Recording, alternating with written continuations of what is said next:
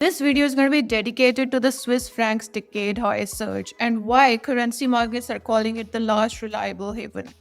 The Swiss franc has climbed to its strongest level against the US dollar in more than a decade, breaking through 0.77 and marking territory not seen since the chaotic aftermath of the 2015 Franken shock.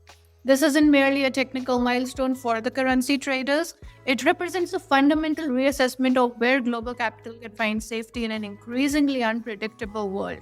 With the dollar undermined by the Greenland crisis, the yen rattled by the Japanese government bond market stress, the gold surging past $5,000 per ounce, the Swiss franc has emerged as what analysts call the one reliable safe haven currency of choice for global investors.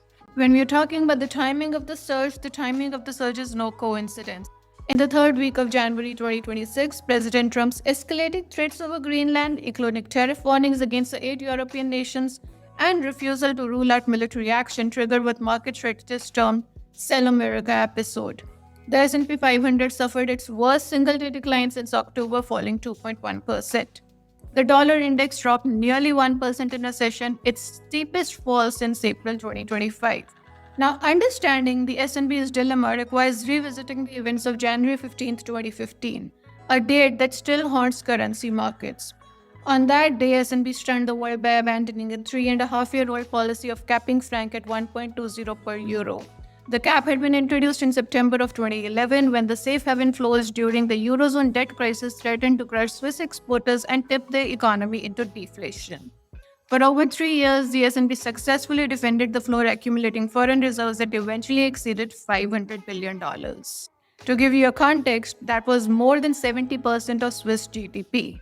However, as the European Central Bank prepared to launch a massive quantitative easing program in early 2015, the S&P calculated that maintaining the peg would require intervention of rapidly increasing magnitude. The cost-benefit equation had flipped. Within minutes of announcement, the franc surged 30% against the euro before settling around 13 to 14% stronger. The Swiss stock market dropped over 10%. Approximately 100 billion in market capitalization evaporated from Swiss companies in a single session. Currency dealers worldwide suffered significant losses, and it was stark lesson in limits of central bank commitments. Now, the 2015 shock pushed the S&P deep into unconventional territory. Alongside abandoning the pegs, the central bank cut its policy rate to negative 0.75%, a level that it would maintain for the next 8 years. The logic was straightforward. If Swiss rates were deeply negative while rates elsewhere hovered around near zero, holding francs would become less attractive relative to other currencies.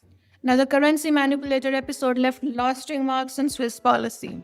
During the pandemic, as the safe haven flows poured into the franc, the S&P intervened aggressively. It purchased approximately 90 billion Swiss franc in foreign exchange in the first half of 2020 alone. This is equivalent to 13% of its GDP. And this is what triggered the Treasury's designation. Now, while Switzerland was eventually removed from the manipulator list and in September 2025 signed a joint declaration with US Treasury affirming that neither country would target exchange rates for competitive advantage, this experience has constrained S&P's willingness to intervene at large scale.